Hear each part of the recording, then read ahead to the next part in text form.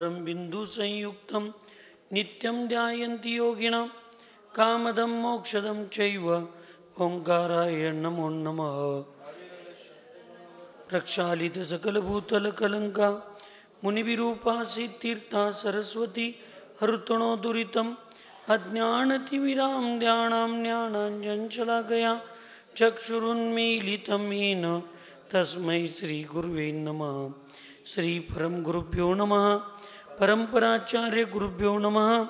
सकल कलश विध्वंसकं श्रेयसां परिवर्धकं धर्म संबंधकं भव्य जीव मन प्रतिबोध कारकमिदं शास्त्रं श्री कर्णानुयोग दीपक नाम देशस्य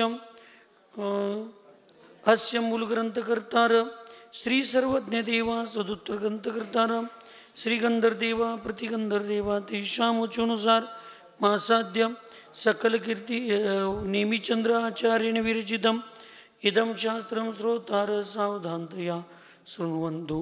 मंगलं भगवान् वीरो मंगलं गौतमोगनि मंगलं कुन्दकुन्दाद्यो जैनधर्मोऽस्तु मंगलं सर्वमंगलमंगल्यं लानकारकं प्रधानं सर्वधर्माणां जैनं जयतु शासनं वंदे विद्यासागरं वंदे सन्मति।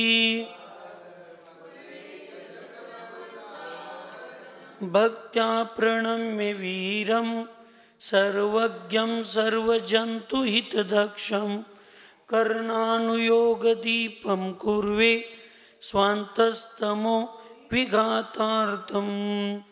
पंच परमेष्टि भगवान की, अहिंसा में विश्व धर्म की, सिद्धांत शास्त्र की, परम पूज्य आचार्य नेमिचंद्र सिद्धांत चक्रवर्ती की, शांत चारित्र चक्रवर्ती प्रथमाचार्य शांति सागर जी महाराज की, संत शिरोमणि आचार्य गुरुवर विद्यासागर जी महाराज की, शांत मूर्ति वासल रत्नाकर आचार्य गुरुवर सन्मति सागर जी महाराज की, 3 कम 9 करोड़ महामणिराजों की आज के आनंद की।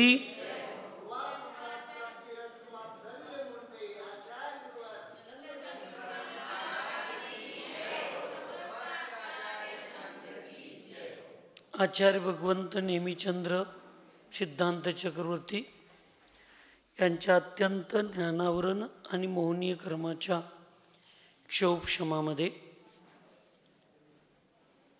जे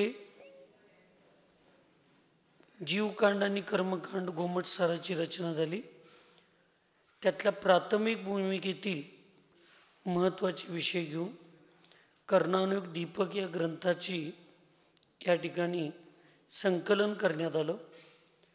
हा संकलन ग्रंथ आहे आणि त्याच्यामध्ये आचार्यांनी काल मार्गणा म्हणजे जीवाला शोधण्याची व्यवस्था आहे, त्याला मार्गणा म्हणतात।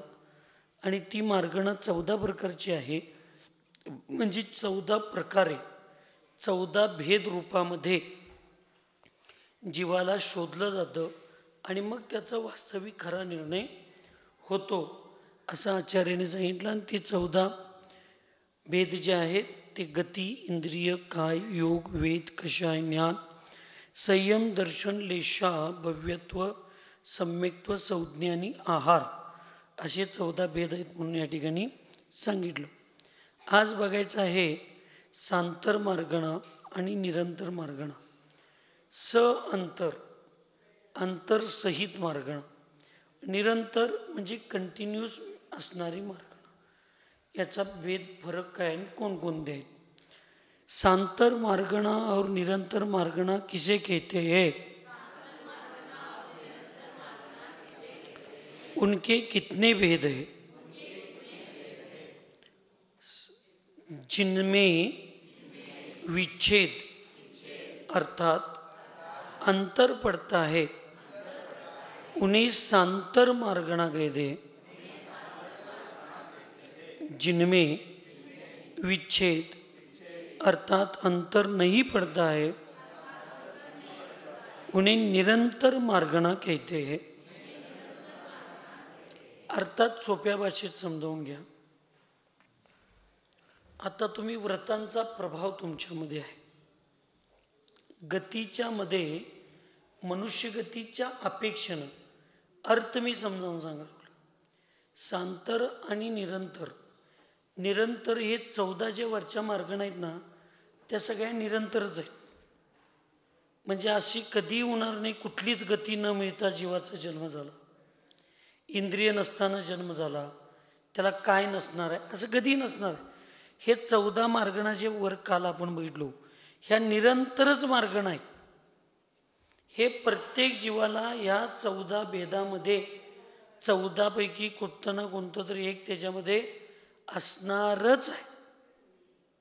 जी 14 असणार आहेत, त्या 14 4 गतीपैकी एक गती, 5 इंद्रियापैकी एक इंद्रिय, हे असणारच आहे. त्याच्यात अंतर येऊ शकत नाही. त्याला निरंतर म्हणायचं. आणि सांतर म्हणजे काय आहे? ज्याच्यामध्ये अंतर येणार आहे. जसं सम्यक्त्व भेद आहे. सम्यक्त्वामध्ये काय? उपशम सम्यक्त्व, सूक्ष्म उपशम सम्यक्त्व प्रत्येक जीवाला असणार आहे काय? आज झालं तर उद्या ते असणार आहे काय? नाही. तर ते भेद रूप आहे. असं 8 प्रकारचे काय आहेत? सांतर भेद आहेत. परंतु निरंतर भेद हे 14च्या 14 जसं आहे तसं आहेत. पण एक उदाहरण म्हणून मी सांगायला लागलोय तुम्हाला कळावं म्हणून. गतीमध्ये आता तुम्ही कोण आहे? मनुष्यगती. आता तुम्ही व्रत धर्म साधू संत सेवा करायला लागलाय, परिणामांची तुमच्या विशुद्धी चांगली आहे. मग तुम्हाला आता भविष्यात कुठं जाणार? तुम्ही देवगतीत. कुठं जाणार आहे? देवगतीत. आणि देवगतीतनं परत तुम्ही कुठे येणार आहे? मनुष्यगतीत. तर ही काय झाली? मनुष्यगतीच्या अपेक्षेनं ही सांतर गती झाली. म्हणजे इथून तुम्ही देवगतीत गेला आणि देवगतीतनं मनुष्यात आला. म्हणजे 2 मनुष्यगतीच्या मध्ये एक देवगती आली. हे सांतर झालं. उदाहरण आहे हे, गतीमध्ये येत नाही. गतीनं उदाहरण म्हणून सांगायला लागलो समजण्यासाठी तुम्हाला. तसं. आणि निरंतर कसं येणार? की आता तुम्ही मनुष्यगतीत आहात आणि मिथ्यात्वाच्या प्रभावानं किंवा तुम्हाला आता सम्यक्त्वाचा बंध झाला आहे. आणि सम्यक्त्वाचा सम्यक्त्व बंद होण्याच्या अगोदर तुम्ही मनुष्यगतीचा बंद करून घेतला, मनुष्यायुजा. मग आता कुठं जाणार तुम्ही? भोगभूमीत जाणार. तर इथून हे मनुष्यगतीतून एक मिथ्यात्वसहित मेला तर हितच कर्मभूमीत कुठं ना कुठं जन्मणार. सम्यक्त्वसहित गेला तर भोगभूमीतल्या मनुष्यायुत जाणार किंवा मनुष्य गतीत जन्मणार. मग हितनं गेल्यानंतर परत कुठली गती मिळाली तुम्हाला? मनुष्यगती मिळाली. तर ही म्हणायचं निरंतर. असं हे उदाहरण म्हणून मी 2 पर्याय सांगितले. पण असं प्रत्येक पर्यायामध्ये जे कधीही माझ्यापासून सुटणार नाही त्याला निरंतर म्हणायचं. आणि ते कधी तर सुटणार आहे आणि कधी तर येणार आहे त्याला काय म्हणायचं? सांतर. संसारी जीवों के उपर्युक्त 14 मार्गणाओं में से किसी का भी विच्छेद नहीं पड़ता है. वे सभी जीवों के सदा ही पाई जाती है.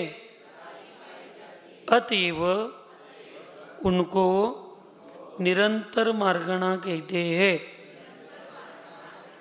अत्यंत निगोदी जीवापासून पर्याप्त अपर्याप्त जीवांच्या पासून स्वर्गातल्या सर्वार्थ सिद्धीपर्यंतच्या देवापर्यंत कुठल्याही जीवाला तुम्ही ह्या 14 पैकी एक कुठला असणार नाही असा एक जीव दाखवा.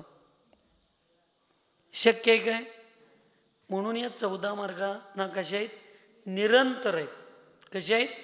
निरंतर. कारण ना त्या 14तल्या त्याच्या उत्तर भेदापैकी एक नाही कुठलं ना कुठलं तर त्यांच्यावर बसणार. आता इथे बघायचं आहे सांतर मार्गना के 8 भेद है. उपशम सम्यक्त्व, सूक्ष्म साम्राय संयम, आहारक का योग, आहारक मिश्र का योग, वैक्रिक मिश्र का योग, लब्ध पर्याप्तक मनुष्य, साधन सम्यक्त्व और मिश्र ये मार्गणाएं सामान्य से निरंतर में ही गर्भित होती है. म्हणजे ही ह्या वरच्या 14तलाच एक भेद, 14तल्या प्रत्येकाचा उपशम सम्यक्त्व सम्यक्त्व भेदातला एक भेद आहे. सम्यक्त्वाचे जे 7 मार्गणा 6 मार्गणा आहेत त्यातला एक भेद आहे. परत सूक्ष्म संप्राय संयमचे 7 भेद आहेत त्यातला एक भेद आहे. आहारक काय योग, आहारक मिश्र काय योग, वैक्रिक मिश्र काय योग, हे कशातलं आहे? योगांच्या मधलं आहे. आणि परत त्या ठिकाणी लब्ध पर्याप्तक मनुष्य हे पर्याप्तक आणि अपर्याप्तक मधला भेद आहे. परत सासाधन सम्यक्त्व हे सम्यक्त्वाच्या भेदातला एक भेद आहे. मिश्र सम्यक्त्व हे पण सम्यक्त्वाचे जे तुमचे 6 भेद आहेत त्यातला एक भेद आहे. पण हे गर्भित कशात होणार आहेत? निरंतरामध्ये. पण अपेक्षेनं ते सांतर म्हटलेलं आहे. आता उदाहरण घ्यायचं. उपशम सम्यक्त्व एकदा झालं की ते 48 मिनिटाच्या आत एक अंतर्मुहूर्ताच्या आत, लघु असू दे दीर्घ असू दे, एक अंतर्मुहूर्ताच्या आत ते लगेच काय होणार आहे? सुटणारं आहे. मग एक तर ते स्वायुपशमिक होईल, नाहीतर एक तर ते परत कुठे येणार आहे? मिथ्यात्वात येणार आहे. त्यामुळं त्याचा भेद तो असणार, म्हणजे ते निरंतर असणारं नाही. असंच अन्य सूक्ष्म संप्रदाय तर श्रेणी चढणाऱ्याच मुनी महाराजांना असणार आहे, दुसऱ्यांना असतच नाही. त्यामुळे त्याचा पण काळ किती आहे? अंतर्मुहूर्त इतकाच आहे. आहारक काय योग किती आहे? अंतर्मुहूर्त. आहारक मिश्र काय योग किती आहे? अंतर्मुहूर्त. वैक्रिक मिश्र काय योग किती आहे? अंतर्मुहूर्त. लब्ध पर्याप्तक मनुष्याचं किती आहे? म्हणजे अपर्याप्तक जीव किती असतो मनुष्य? अंतर्मुहूर्त. सासाधन सम्यक्त्वाचं किती आहे? 6. अंतर्मुहूर्त म्हणायचं नाही, उत्कृष्टपणे किती आहे?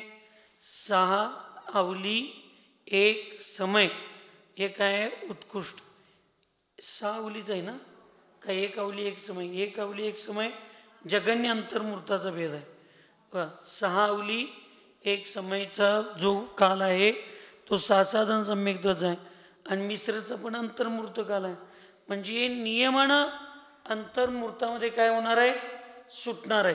आणि सुटल्यावर लगेच त्याची प्राप्ती होणार नाही, कारण हे सगळे मिश्र अवस्था आहे. ते विग्रहगतीतल्या किंवा अशा पर्याप्ती पूर्ण व्हायच्या अगोदरचे आहेत. उपशम सम्यक्त्व तर प्रथम उपशम एकदा होत आहे आणि नंतर द्वितीय उपशम कधी होईल तेव्हा श्रेणी चढताना होईल. त्यामुळे ते सारखं होत नाही.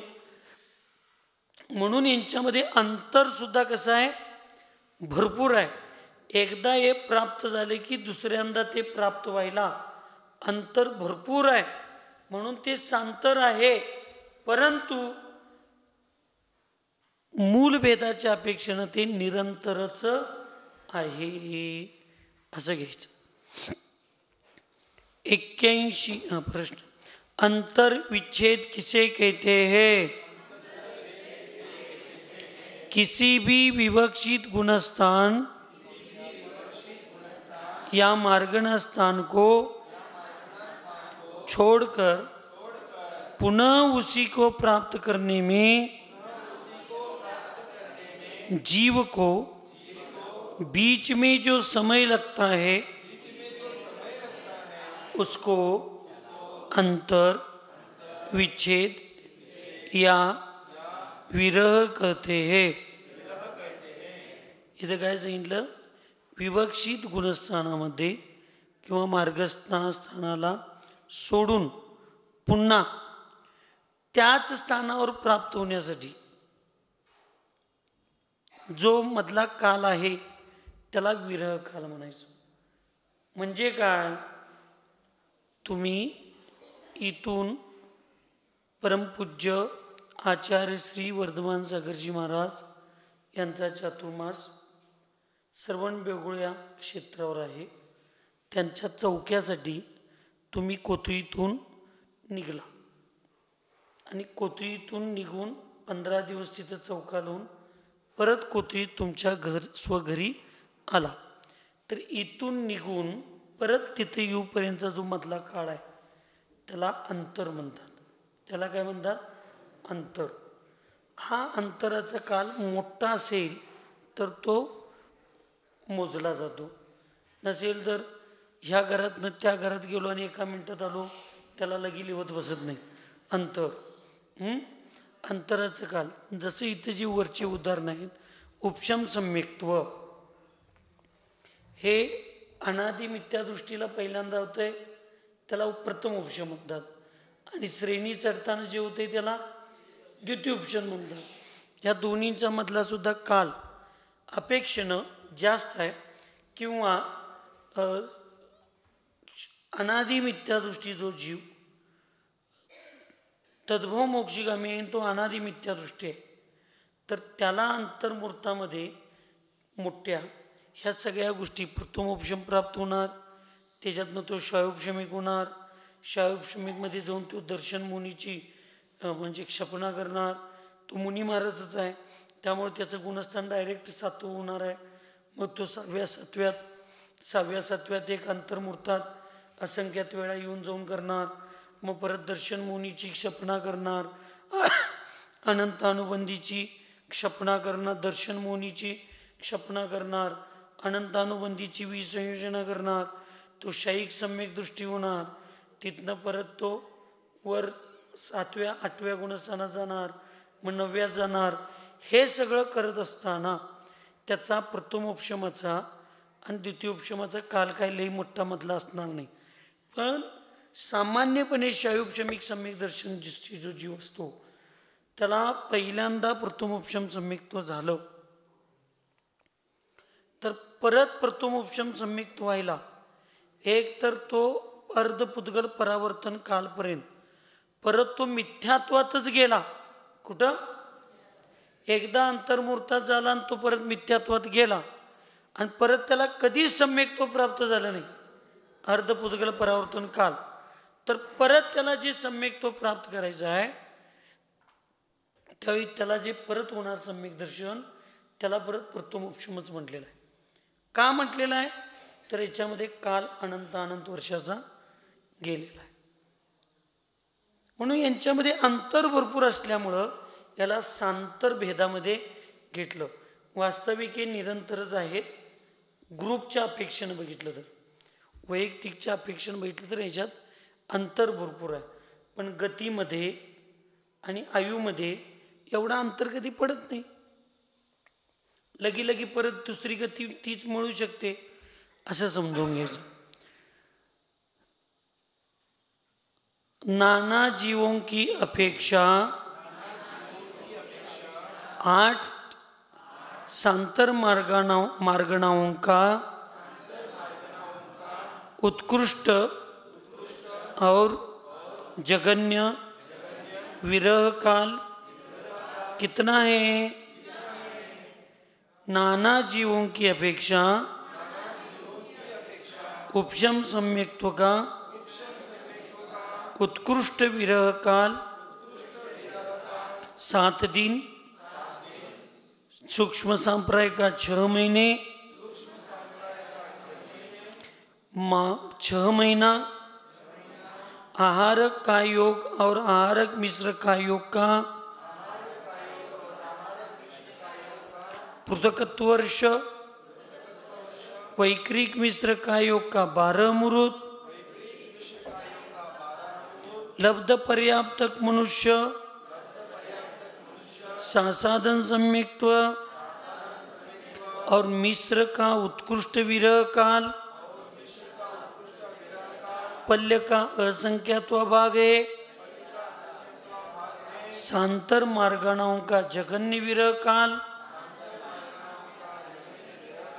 एक समय है. बघा प्रश्न काय आहे?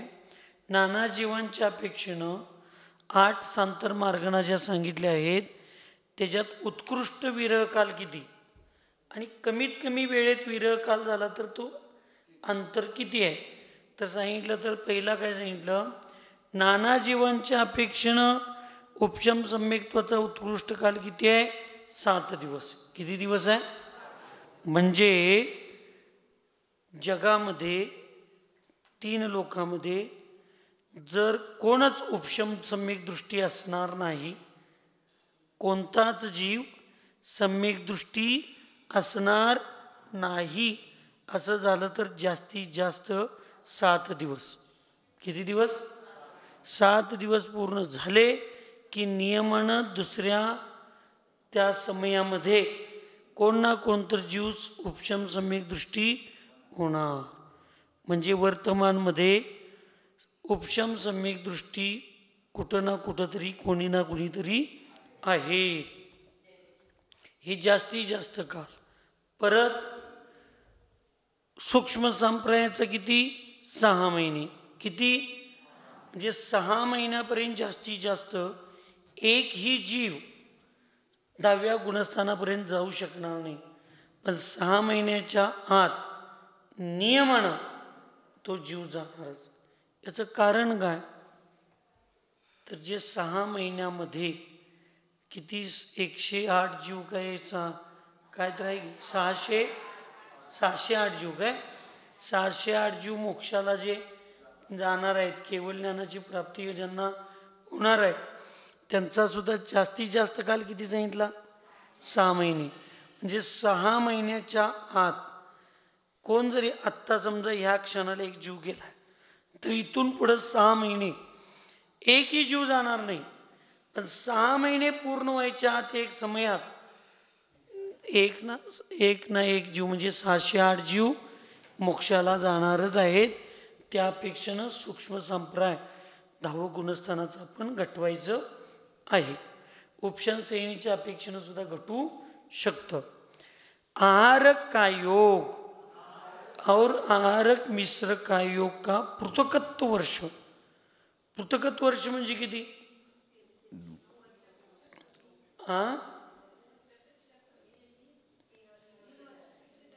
3 वर्षापेक्षा जास्त आणि 9 वर्षापेक्षा ह्या मधल्या काळाचा जो काळ असतो त्याला काय म्हणायचं?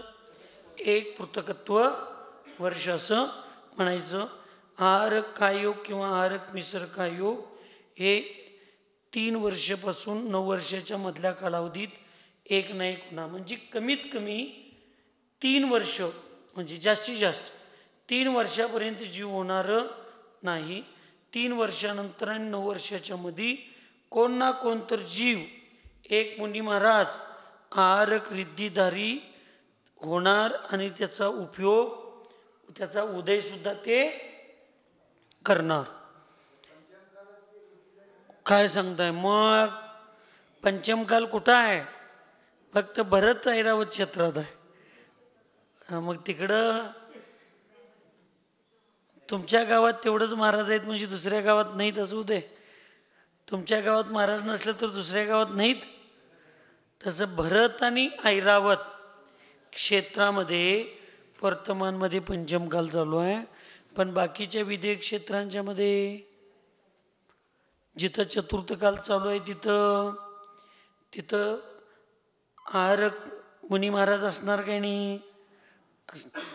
म्हणून 2.5 द्वीपाच्या अपेक्षेनं जम्बूद्वीपाच्या अपेक्षेनं विदेश क्षेत्राच्या अपेक्षेनं वर्तमानमध्ये सुद्धा जीव मोक्षाला जातात. म्हणून आपण म्हणतोय की नाही जो जीव सिद्ध हुए है, जो जीव सिद्ध हो रहे हैं और जो जीव भविष्य में सिद्ध होंगे वो सम्यक रत्नत्रय के बिना नहीं होंगे. मग तसं शास्त्रात कसं यायला पाहिजे? जे सिद्ध झालेत आणि जे सिद्ध भविष्यात होणार आहेत एवढं 2च यायला पाहिजेत. भविष्य वर्तमानमध्ये सिद्ध जे होत आहेत असा शब्द आहे. याचा अर्थ कुठं ना कुठं तरी वर्तमानमध्ये जीव मोक्षाला चाललेत काय चालले नाही? चाललेत. मग ते आमच्यापाशी जरी नसलं तरी दुसरीकडे जात नाहीत असं नाही. लब्ध पर्याप्तक मनुष्य आणि सासाधन सम्यक्त्व आणि मिश्र यांचा उत्कृष्ट विरह काल किती आहे? पल्ल्याचा असंख्यात्व भाग आहे. आणि या सांतर मार्गणांचा जगन्य विरह काल किती आहे? एक समय. किती आहे? का बरं?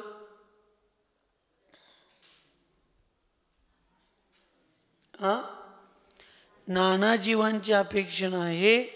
आणि लब्ध पर्याप्तक जे जीव असतात, जे निगोदी जीव, एक श्वास में 8-10 बार जन्म्यो मर्यो भर्यो दुःख बार, यांचा तिथनं मरण होऊन त्याच पर्यायात जन्म होण्यासाठी काय भेद आहेत समयाचा? नाही. आणि नाना जीवांच्या अपेक्षेनं कुठं ना कुठंतरी याचा जन्म कोणी ना कोणीतरी ह्या विचाराचा ह्या अवस्थेतला असतो. म्हणून विरह काल किती आहे? जगन्य विरह काल एक समय इतका आहे. गति मार्गणा किसे कहते हैं? उसके कितने भेद है? गति मार्गणा के उदय से प्राप्त हुई जीव की अवस्था विशेष को गति कहते हैं. गति के 4 भेद है: नरक गति, तिर्यंच गति, मनुष्य गति और देव गति. महाराज जी, वीर सागर महाराज जी, गती नामकर्माच्या उदयामध्ये जी प्राप्त झालेली जीवाची अवस्था असते त्या विशेषाला काय म्हणायचं? अवस्था विशेषाला गती असं म्हणतात. काय म्हणतात? गती. हे ज्यावेळी वाचन चालू असते त्यावेळी हे वाचायचं. त्याच्यामुळे उजळणी होते. त्याच्यामुळं काय होते? उजळणी होते. एका वेळेला टी व्हीवर 2 चॅनल लागले तर एक पण चॅनल कळत नाही. म्हणून हिंदी चॅनल चालू असते त्यावेळी हिंदीच वाचायचं. त्याच्यात मराठी मिक्स करायचं नाही. नाहीतर मग डुंडुरी भाषा चालू होत्या आणि मग कुठलीच कोणाला काही कळत नाही. कुठलीच कोणाला कळत नाही. नदीला पूर आलता. पूर कुठल्या गावाला? कोथरीला. आणि गुरुजीचं घर शेतात होतं. कुठं होतं? शेतात होतं. आणि गुरुजींचं शेत शेतात होतं. मग ते शेतात सगळं पाणी. गुरुजींचं घर काय? गुरुजींचं घर कुठं होतं आणि शेत कुठं होतं? नदीच्या कडेला होतं. सगळीकडं पाणी आलं. मग गुरुजींना पहिला गावातला भीमादादा सरपंच बोलवायला गेला. चला गुरुजी, हे माझा देव आहे, तो मला वाचवायला येणार आहे, मला तुमची काही गरज नाही. ठीक, देवावर माझा लई विश्वास आहे. ठीक आहे म्हणले. बाबा सगळं झालं. मग वेळोवेळी सगळं. मग पाणी घरात शिरलं. मग घरात शिरल्यावर गुरुजी आदिनाथ भगवान की जय, आदिनाथ भगवान की जय, आदिनाथ भगवान की जय करायला झाले. मग आदिनाथ भगवान यायचं विचार केले गुरुजींना वाचवायला. आणि ते तिथंपर्यंत आले तर का गुरुजी लगी पार्श्वनाथ की जय, पार्श्वनाथ की जय, पार्श्वनाथ की जय चालू केली. मग आदिनाथांनी म्हटले आता ते पार्श्वनाथाला बोलवा लागल्यात, माझं काही काम आहे. म्हणून आदिनाथ परत गेले. मग तोर का पार्श्वनाथ, मग अर्धा तास पार्श्वनाथांचं जाप झालं तर का पाणी पहिल्या मजल्यात भरलं. मग पार्श्वनाथांना दया आली.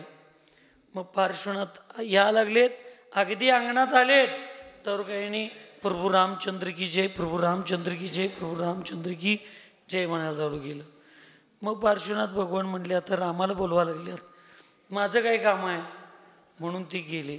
असं प्रभू रामचंद्र झाले, श्रीकृष्ण झाला, हनुमान झाले, पांडुरंग, विठ्ठल सगळे झाले. गुरुजींच्या पर्यंत कोण झालं? गुरुजी गेले देवाकडंच. गुरुजी कुठे गेले? देवाकडे गेले. तिथं गेल्यावर ही सगळी पुढं आल्यावर गुरुजी कोणाचं पायाच पडलं. गुरुजींना ती लोक म्हणले, देव म्हणले, अरे खाली होतास तेव्हा आमचं नाव घेतल्याशिवाय पाणी पित नव्हतास आणि पुढं आल्यावर तू पायासुद्धा पडत नास, काय भानगड? गुरुजी म्हणले, तुम्ही विश्वासघातकी आहे. अरे म्हणजे विश्वासघातकी कसं? एवढं मी नदीत पाण्यात बुडून मोरलो तरी तुझा तुम्ही कोण आलं नाही. सगळे म्हणले, नाही आम्ही आलतो.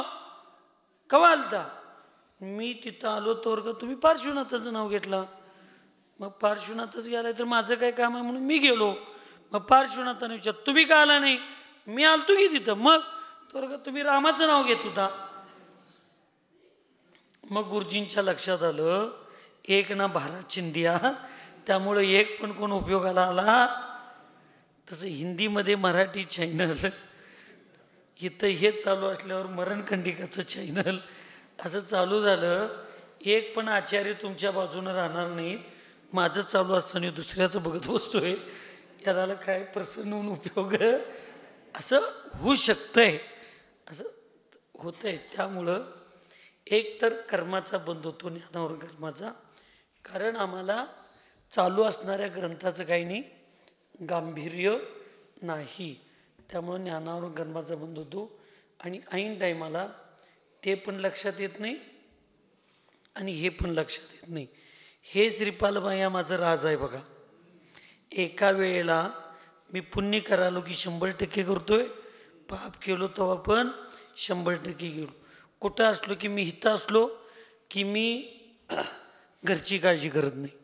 आणि घरात ज्यावेळी असत होतो त्यावेळी मी शेतातली काळजी करत नव्हतो. शेतात गेलो की मी बस्तीची काळजी करत नव्हतो. जिथं जायचं आहे तिथं 100% तिथलंच काम करायचं, त्याच्यासाठीच वाहून घ्यायचं, बाकीच्या ठिकाणी विकल्प करायचं. म्हणून मी अकलंकांच्या वंशात जन्मलो नाही, पण एकदा दोनदा लक्ष देऊन वाचलो की व्याख्या जरी पाठ नाही झाली तरी विषय व्यवस्थित पकडला जातो. मी माझं मोठेपणा सांगालो नाही, मी तुमच्यापेक्षा जास्त चंचल होतो, माकडापेक्षा जास्त चंचल होतो. पण मला दृढमती माताजी, उपशांतमती माताजी, विज्ञानमती माताजी, आमच्या अनिता दिदी, ह्या सगळ्यांनी स्वाध्याय ज्यावेळी मी यांच्याकडे करत बसत होतो त्यावेळी यांनी मला तसं शिकवलं आणि मग माझं लक्ष येतं. तुम्ही काय असं समजू नका मोबाईल तुमच्याकडं जाय दिदी, मोबाईल माझ्याकडे पण होता ब्रह्मचर्य असताना. जगाकडं काय नव्हतं ते सगळं माझ्याकडं होतं. पण ज्यावेळेला एकदा मला विज्ञानमती माताजींनी समजावून सांगितल्या तेव्हापासून आम्ही स्वाध्यायात असताना मोबाईलला कधी हात लावला नाही. कारण मी किती हुशार होतो हे तुम्हाला जर सांगितलो तर लय अवघड. सांगू? नुसतं ऐकायचं, दुसऱ्यांचं टर उडवायचं तेवढंच तुम्हाला माहिती आहे. हां, विज्ञानमती माताजी आम्हाला तत्वार सूत्र शिकवत होत्या विहार करताना. आणि एक अजैन घरामध्ये, विहारात जैन समाजाचं घर नव्हतं, एक अजैन घरामध्ये बाहेरचा सोफा आम्ही घेतला आणि चौक्यात आहार चालू होता. त्यावेळी रिक्षा वडाप चालू होते तिकडं नाशिककडं. आणि ते वडाप असं ते तिथं गाणं लागलं. ते रिक्षा वडापमध्ये मोठं गाणं लावत होतं की अरे रे अरे क्या हुआ कोई ना दिल तो पागल है, त्या पिक्चरमधलं गाणं. आणि मला गाणं म्हणायची एवढी सवय. वीरसागर नाही की नाही, जाता येता पायरीवरनं ते नाजं आहार करून आल्यावर अजून मोठं महाराज आलं नाहीत म्हटलं की त्या पंडित मामाला बोलवून बरोबर ट्रॅक लावून गाणं म्हणत, गाणं असं म्हणायची मला सवय होती. गुणगुणायची सवयच जास्त मला. योग्य वेळेला योग्य आठवते की नाही मला, असं गाणं म्हणायची मला सवय. आणि माझ्या लक्षातच नाही मी माताजींना आहार द्यायला लागलोय. मी पिक्चरमधलं गाणंच म्हणायला चालू केलं होते. आणि माताजी दोनदा ऊ केल्यावर मला लक्षात येणार एवढा शाना माणूस मी आहे का. हातात घास घेतले आणि माताजी क्या होगा. ते कुमकुम दीदी होत्या, त्या कुमकुम दीदी म्हटल्या क्या बोल रहे हो भैया. मी म्हटलं भजन बोल रहा हूं. मी म्हटलं भजन म्हणा लागलोय, भजन. आता एवढ्यावर विषय संपल असं मला वाटलं होतं, पण विषय काय संपला. माताजीने हातात घास घेतला आणि खुणवून म्हटले कुठलं भजन आहे म्हण. आता ते अजून भजनच निघलं नव्हतं त्या चालीवर, आता म्हणणार काय. खरं कृष्णेचं पाणी पिलेला माणूस, तालमीत वस्तादगी केलेला माणूस. आदल्या दिवशी माताजींनी तत्वार सूत्रच्या क्लासमध्ये नेमिनाथ भगवंतांची कथा सांगितली होती. आणि मग ती मी जर रात्री चिंतन करत होतो, मग तिथं अरे रे अरे क्या हुआ कोई ना पहचाना, नेमी गए दीक्षा लेने राजुल का क्या होगा.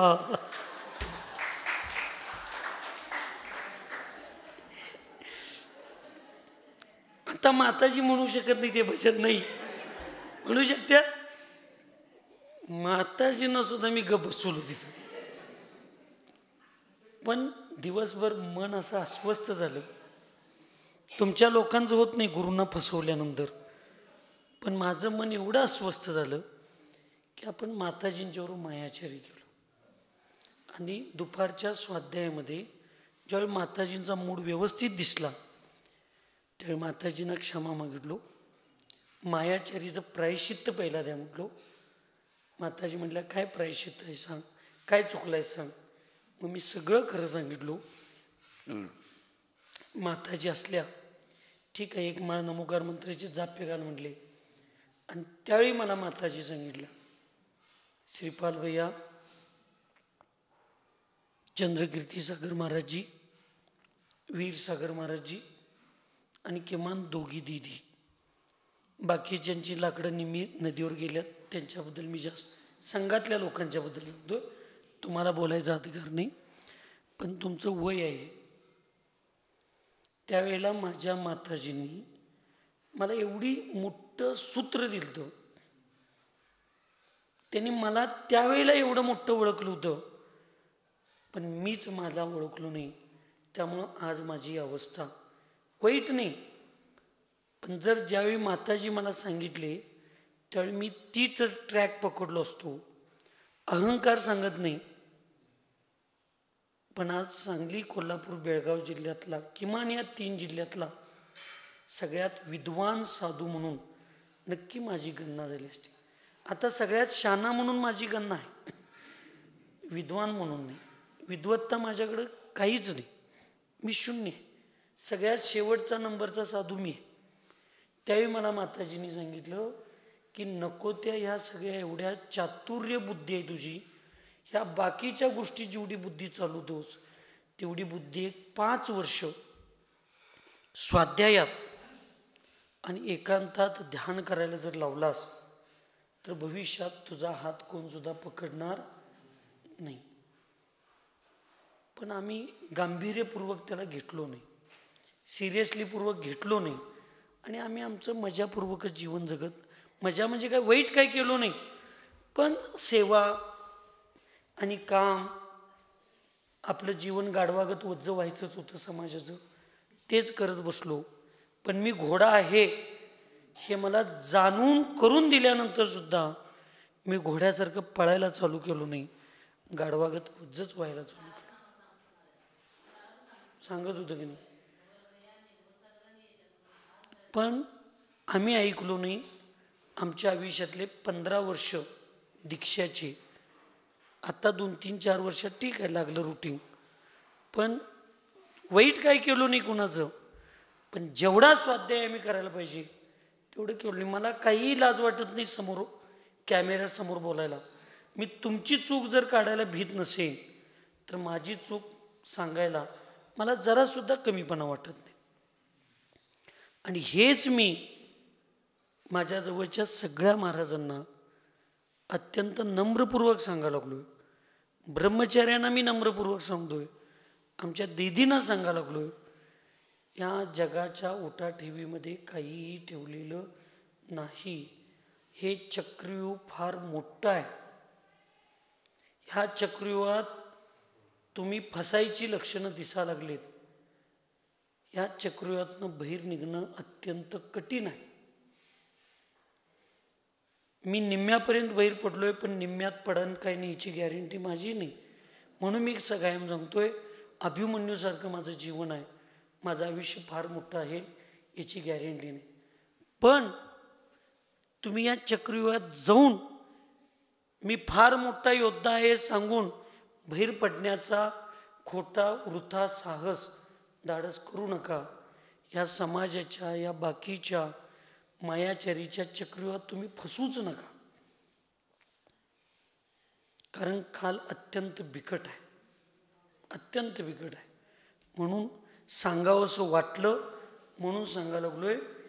गती नामकर्माच्या उदयाने जी जीवाला विशेष गती प्राप्त होते, अवस्था प्राप्त होते, त्याला काय म्हणतात सुशांत? गती म्हणतात. त्याला काय म्हणतात? गती. आणि त्या गतीचे भेद किती आहेत? 4. कोणते कोणते? नरक गती, तिर्यंची गती, मनुष्य गती आणि देवगती. त्यातलं नरक गतीचं स्वरूप काय आहे ते बघूया.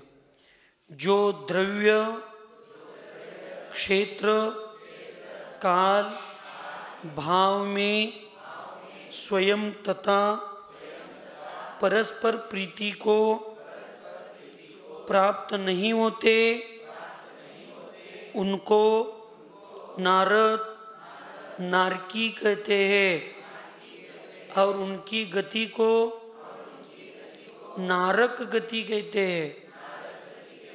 सगळ्या महिलांना ऐका, दीदी असू देत, संघातल्या प्रतिमाधारी असू देत, आरिक असू देत, सगळ्या पुरुषांना ऐका, मानकापूरवाले ऐका, कुत्रीवाले ऐका, बुबनाळवाले ऐका, ब्रह्मचारी सगळ्यांनो साधूंनो ऐका.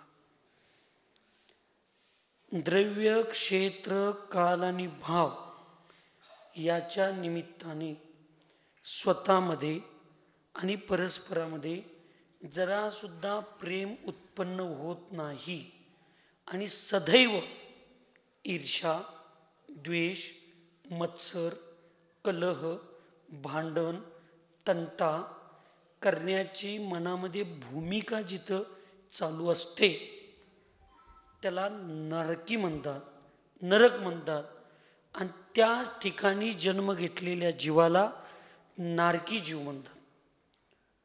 तुम्ही कितीही धर्म करा आणि जर चुकून एखाद्या वेळेला तेजपाल अनंतानुबंधी कषायाचा उदय झाला आणि कृष्णलेशेचा तीव्र उदय झाला, बाकी तुम्ही सगळं चांगलं वागायला लागलाय आणि अचानक त्याचा उदय झाला आणि त्यावेळेलाच जर आयु कर्म बांधण्याचा निषेक, 8 निषेक असतात, त्यातला जर निषेक आला तर नियमानं नरकायुचा बंद होतो. कुणासाठी? कशासाठी? अहो, विजयार्ध पर्वतावर पहिला चक्रवर्ती भरत गेला आणि मी पहिला चक्रवर्ती आहे म्हणून नाव लिहायला गेला. तिथं नाव लिहायला जागा बुबनाच्या चक्रवर्तींनो, छत्रपतींनो, मानकापूरवाल्यांनो, कान उघडं ठेवू नये का? नाव तिथं नव्हतं, लिहायला जागाच नव्हती. त्यानं काय केलं अभयदादा? दुसऱ्याचं नाव खोडला आणि स्वतःचं नाव लिहिला. आणि 4 पावलं गेल्यावर त्याच्या लक्षात आलं, आज मी दुसऱ्याचं नाव खोडा लागलोय आणि माझं नाव लिहिलो, आणि कोणतरी येणार माझं नाव खोडणार, त्याचं नाव लिहिणार, म्हणजे चक्रवर्तींची नावं सुरक्षित नाहीत. एवढे चक्रवर्ती होऊन गेले, विजयार्ध पर्वतावर जागा लिहायला सुद्धा जागा नाही. एवढे चक्रवर्ती होऊन गेले, तुमच्या नावा घरावर तुम्ही रात्रंदिवस कष्ट करून एका विटेवर भरत चौगुले नाव लिवला, अभय चौगुले नाव लिवला जा. तुम्ही निघून गेला. 14व्या दिवशी तुमचं पोरगं तुमच्या त्या विटेवर तुमचं नाव ठेवतं. तो कधीही म्हणत नाही माझ्या बानं एवढं कष्ट करून लिवलाय निदान नाव तर त्या विटेवर असू दे असं त्याला सुद्धा वाटत नाही. गेलेल्या व्यक्तीचं नाव कशाला म्हणतो, तो आपल्या नावाची पाठी तयार. हे वास्तविक आमच्या जीवनाचं सत्य आहे.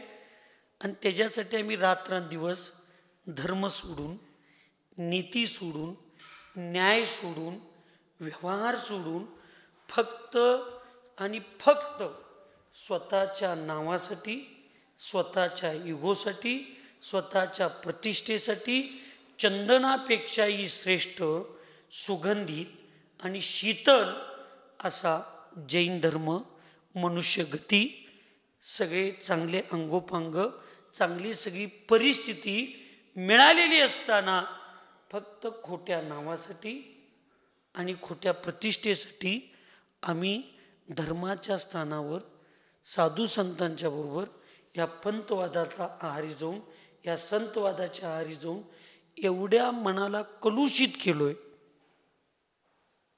एवढं मनाला कलुषित केलोय की जे चंदन नुसता ब्लेड पानानं त्याचा टवका काढून विकलो असतो तर माझ्या पुढच्या 7 पिढ्या बसून खाल्ल्या असत्या. एवढं अंगणात चंदनाचं झाड मोठं आहे, पण आम्ही थंड वाजायला लागल्या म्हणून त्याला शेकोटी करून जाळून टाकायला सुद्धा मागं पुढं बघायला तयार नाही. नाशवंत सुखासाठी, 4 दिवसाच्या अहंकारासाठी एवढी मोठं कलहपूर्वक जीवन जगण्याचा आम्ही प्रयत्न करतो. म्हणून जग की चिंता छोड़कर अपना हित पहचान, कुआ छान ना छोड़ दो अपना लोटा छान. जगाची काळजी करून विहीर गाळल्याशिवाय पाणी पिणार नाही असा म्हणणारा माणूस विहिरीच्या जवळ बसून सुद्धा बिन पाणी पिता तडपडून मेल्याशिवाय राहणार नाही. तसे एवढा चांगला देश, एवढा चांगला धर्म, एवढी चांगली गती, एवढी चांगली अवस्था प्राप्त होऊन फक्त ईर्ष्या, द्वेष आणि मत्सर याच्या आहारी जाऊन आम्हाला तुम्हाला नरकासारख्या ठिकाणी गेल्याशिवाय आम्ही राहणार नाही, लक्षात ठेवा. म्हणून बायकांनो, जरा घरात, गल्लीत, समाजात भांडायचं आणि भांडण लावायचं या दोन्ही गोष्टी सोडला तर तुम्हाला परत स्त्री पर्याय जन्म घेतो म्हणला तरी तुम्हाला मिळणार नाही. म्हणून पुरुषांनी पण ही गोष्टी लक्षात ठेवा, साधू संतांनी सुद्धा या गोष्टी लक्षात ठेवल्या पाहिजेत की खोट्या प्रतिष्ठेसाठी काय आहे सांगा. कुठलं पद आणि कुठलं नाव, कुठला डिजिटल. मला वाटतंय मी शिरदवाडमध्ये नसताना वीरसागर महाराज शिरदवाडमध्ये नाहीत, चंद्रपूर सागर महाराज शिरदवाडमध्ये आहेत, तर वीरसागरांचा फोटो डिजिटल त्यांनी नसताना हिथं लावण्याची गरज काय. म्हणून मी समाजात जर विष फिरत बसलो, अरे काय आहे त्या डिजिटलच्या कागदाची किंमत, किती दिवसाचा आहे तो. एखाद्या कुठल्या तर दिगंबर मुनी महाराजांचाच तो फोटो आहे. फोटो दुसऱ्याचं का लावलं म्हणून विकल, माझं का लावलं नाही म्हणून विकल. माझं नसलं तर चालतंय, खरं त्यांचं का लावला म्हणून विकल. आणि आम्ही म्हणायचं आमचे कसे आहेत, संज्वल मंद आहे, आमच्यातला धर्म मंद झालाय, पण कशाही तीव्र झालीत. असं नाही चालत, लक्षात ठेवा. कशासाठी भांडा लागलो आम्ही. आणि आज हे साधू संतांच्यात सुद्धा याचा प्रवाह चालू झाला. आम्हाला कधीही वाटत नाही, आमचं कोण आमच्या संघातले असू देत आणि आमच्या संघाच्या बाहेरचे असू देत, माझं फोटो का लावत नाहीत, माझं नाव का घालत नाहीत, मला कधीही विकल्प होत नाहीत. माझं फोटो लावणारे जेवढं माझ्याकडं सल्ला मागितल्यानंतर जेवढा सल्ला मी प्रामाणिकपणे देतोय तेवढाच प्रामाणिकपणे सल्ला माझं फोटो न लावणाऱ्यांना सुद्धा मी देतोय. मला डोक्यावर घेऊन नाचणाऱ्यांना अडचण आल्यावर जेवढी अंतरंगातनं मी मदत करायची माझी भावना असत्या, तेवढं माझं फोटो न लावणाऱ्या, माझं नाव न घालणाऱ्या लोकांच्या बाबतीत सुद्धा त्यांना संकट आली की माझ्या मनात तेवढेच भाव मदतीचे तेवढेच असतात. मी मोठेपणा सांगालो नाही, माझ्यासारखा काशाईक जीव दुसरा कोण नव्हता, पण फक्त गुरूंच्या कृपेमुळं आणि जिनवानीच्या प्रभावामुळं माझ्या मनातले हे सगळे स्पर्धा, ईर्ष्या, द्वेष, तिरस्कार निघून गेले.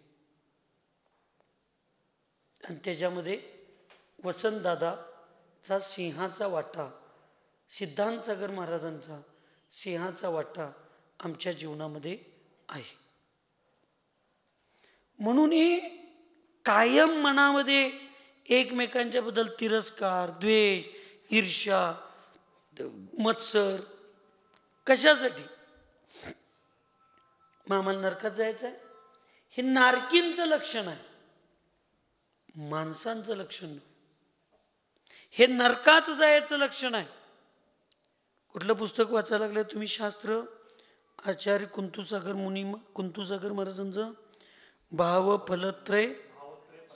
भावत्रय फल प्रदर्शिनी. आचार्य शांतीसागर महाराजांचे शिष्य ऐनापूरचे कुंतुसागर महाराज, त्यांनी हा ग्रंथ लिहिला. खरोखर वाचा. कायम सातत्यानं ज्यांची भांडण्याची लक्षणं असतात, तो जीव एकतर पुढल्या गतीत नरकात जाणार आहे, नाही तर तो नरक गतीतून इथं आलेला आहे, हे सिद्ध आहे. लक्षात ठेवा. हात कंगन को आलसी घ्या, काहीही सांगायची गरज नाही. आता आलो असेल तर ते मला बदलणं शक्य नाही, पण जायासारखं जर मी वागत असेन तर ते पुरुषार्थ करून त्याला वळण देणं, त्याला वळवणं हे अजून माझ्या हातात आहे. म्हणून किमान संघातली लोक तरी एकमेकाशी प्रीतीपूर्वक, आनंदपूर्वक, अरिकांनी प्रीतीपूर्वक, आनंदपूर्वक, उलट सगळ्यात जास्त सहनशीलता बायकांच्यात असत्या.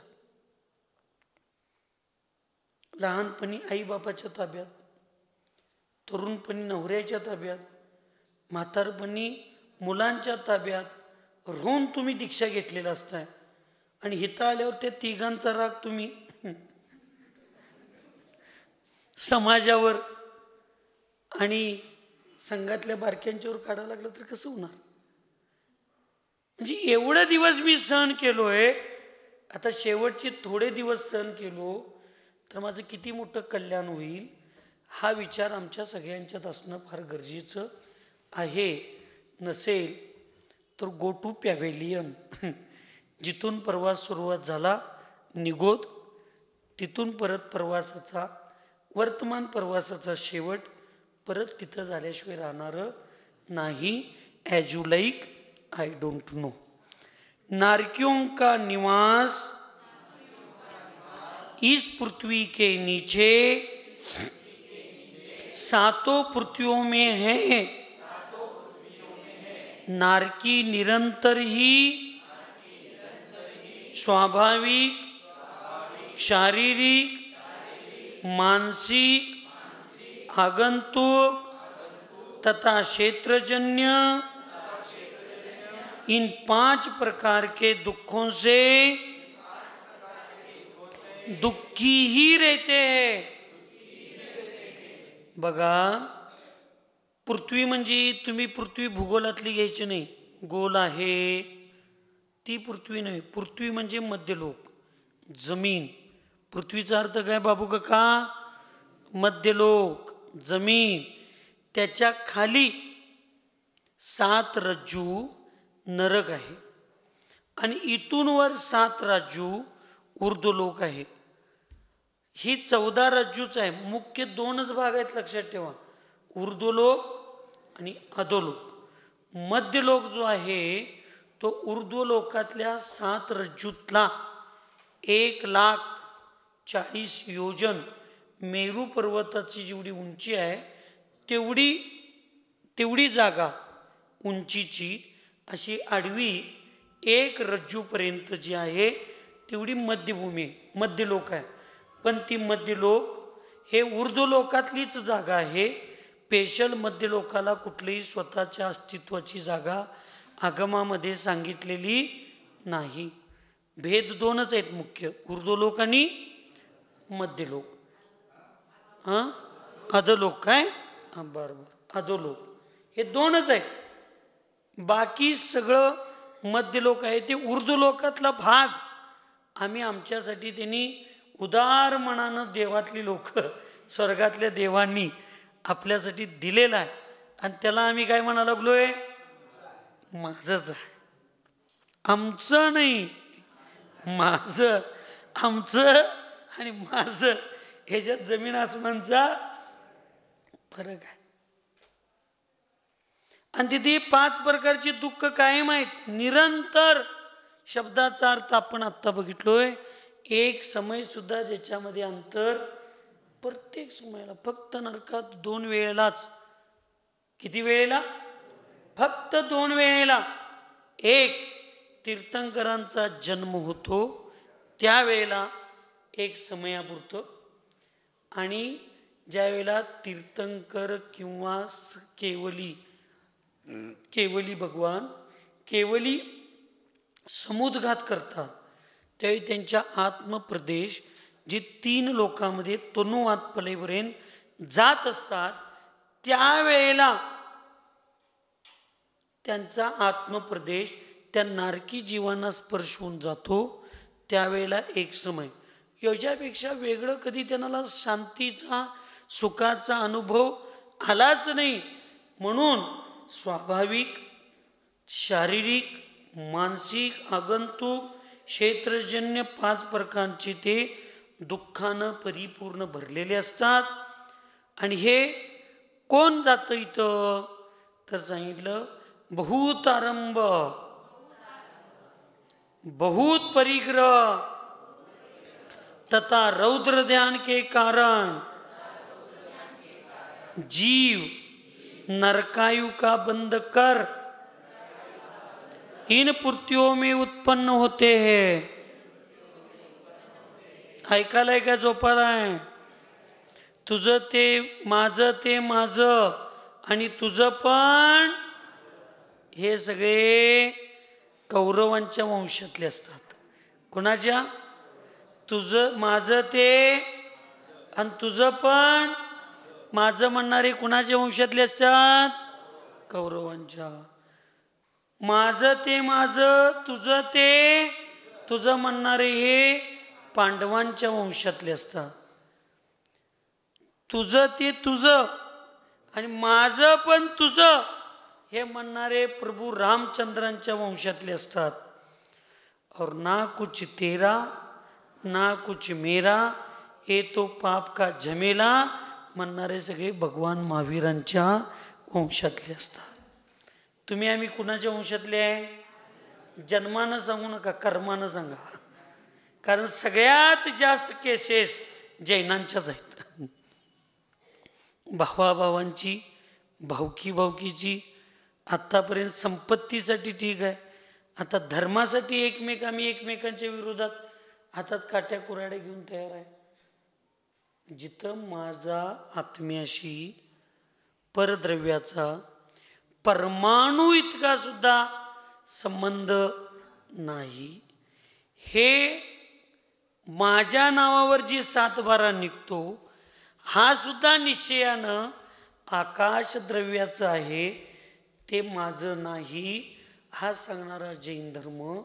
आणि त्या जैन धर्माच्या नावाखालीच त्याच भगवंतांच्यासाठी आम्ही हातात काट्या कुऱ्हाड्या घेऊन आज एकमेकांच्या उरावर बसू लागलो आणि त्याच्यासाठी आम्ही कोर्ट कचेरी केस खेळू लागलो. मला सांगा, आमच्या जैनत्व नावाची एक वस्तू तर आहे का? ज्या अहिंसा धर्मासाठी आम्ही लढलो त्याच अहिंसेच्या नावावर हिंसेचा एवढा तांडव आम्ही धर्माच्या नावावर करायला लागलो. म्हणजे आमची अवस्था कत्तलखान्याला अहिंसा कत्तलखाना नाव दिल्यागत आहे. अहिंसेचा अर्थ न दिसणाऱ्या पाण्यातल्या जीवांची रक्षा करा म्हणून सांगणारा जैन धर्म आणि त्या जैन धर्माच्या अहिंसेचं नाव दिवसात 50,000 जीवांची कत्तल होते. त्या कत्तलखान्याला दिलं तर तुम्हाला कसं वाटेल? चांगलं वाटेल? नाही. तसं ज्याच्यात माझं कायच नाही म्हणणारे जैन धर्मात, आम्ही त्याच भगवान महावीरांच्या नावावर आम्ही जर एकमेकांच्या विरुद्ध शड्डू ठोकून आम्ही जर कोर्ट कचेरी खेळत असेल तर आम्हाला जैनत्व म्हणून घेण्याचा अधिकार आहे का? काही अधिकार नाही. लक्षात ठेवा.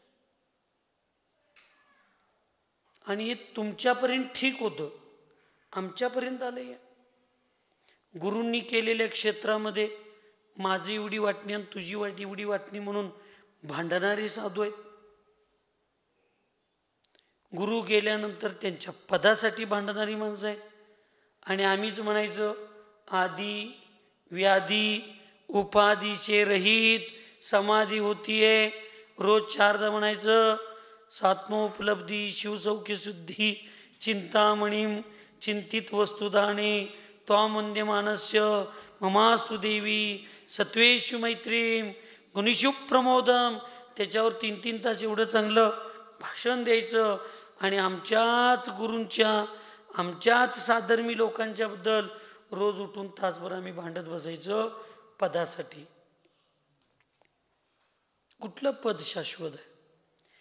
तीर्थंकर प्रकृती सुद्धा त्याग केल्याशिवाय त्याची विच्युती झाल्याशिवाय मोक्ष मिळत नाही. तीर्थंकर प्रकृतीचा सुद्धा छेद आहे. 13व्या काय 14व्या गुणस्थानात, 27च्या अपेक्षेनं 14व्या गुणस्थानात त्याची विच्युती आहे. त्याशिवाय मोक्ष मिळत नाही. आणि आम्ही या सामान्य पदासाठी काय घेऊन बसतोय? किल्ल्यात थुरलीकडं काय धाकटीसाठी ह्याच्यासाठी सासूला मया. सासूनं मरताना आमच्या हातात देऊन जावी. तेच चांगल्या भावनेनं मया केला असता तर पुण्यच एवढं मिळालं असतं. सासू ती किल्ली काय माहेरातनं आणलेली पण किल्ली देऊन गेली असती. पण स्वार्थापोटी मायाचार्यानं केलेली माया ही कधीच उपयोगाला येत नाही. म्हणून नारकी जीव हा बहुत आरंभ, बहुत परिग्रह आणि कायम रौद्र ध्यान. काय आहे रौद्र ध्यान? आर्द्र ध्यान काय म्हणतात? पीडा चिंतन, निदान बंद, इष्ट वियोगज, अनिष्ट संयोगज, पीडा चिंतन, ह्याला काय म्हणायचं? आणि रौद्र ध्यान हिंसानंद, स्वतः भांडण्यामध्ये आणि इतरांची भांडणं बघून आनंद मानण्यामध्ये हिंसानंद, चौर्यानंद, मृषानंद म्हणजे माझं खरं करण्यासाठी असत्य बोलण्यामध्ये आनंद मानणे. चौर्यानंद माझंच आहे सिद्ध करण्यासाठी दुसऱ्याचं लुटण्यामध्ये आनंद मानणे. आणि परिग्रह हे सगळ्याची कारणं काय सांगितले? नरकती. कोणाकोणाला जायचं नाही हात खाली करा. सगळ्यांना जायचं आहे. नाहीचं नाही म्हणलो काय? हां, कोणाकोणाला जायचं आहे त्यांनी हात खाली करा बघूया. हां, म्हणजे एकटीलाच कळलं. घ्या असो. हां, मला कुठंच जायचं नाही. आता वासा करायला घराकडं जायचं आहे. नाहीतर जनक राणी लाटणं घेऊन आल्याशिवाय राहणार नाही. असो, नुसता वाचून आपल्याला चालणार नाही, नुसता हे ऐकून चालणार नाही. समजावून घेऊन आपल्यातले दोष आणि आपल्यातल्या त्रुटी बाजूला काढणं फार गरजेचं आहे. तुमची माझी सगळ्यांची गती सद्गती होऊ दे. तुमचं माझं द्रव्यज्ञान भावज्ञानामध्ये परिवर्तित होऊ दे. तुमचं माझं द्रव्य सम्यक्त्व भाव सम्यक्त्वामध्ये परिवर्तित होऊ दे. तुमचे आमचे अशुभ परिणाम शुभ परिणामामध्ये परिवर्तित होऊ दे. आणि माझं तुमचं सर्वांचं जीवन आनंद, सुख, शांती आणि धर्ममय बनू दे. एवढीच मंगलमय भावना या ठिकाणी करून सुखी रहे सब जीव जगत में कोई कभी न घबरावे, वैर पाप अभिमान छोड़ जग, नित्य नए मंगल गावे। ओम नमः। सबको क्षमा, सबसे क्षमा।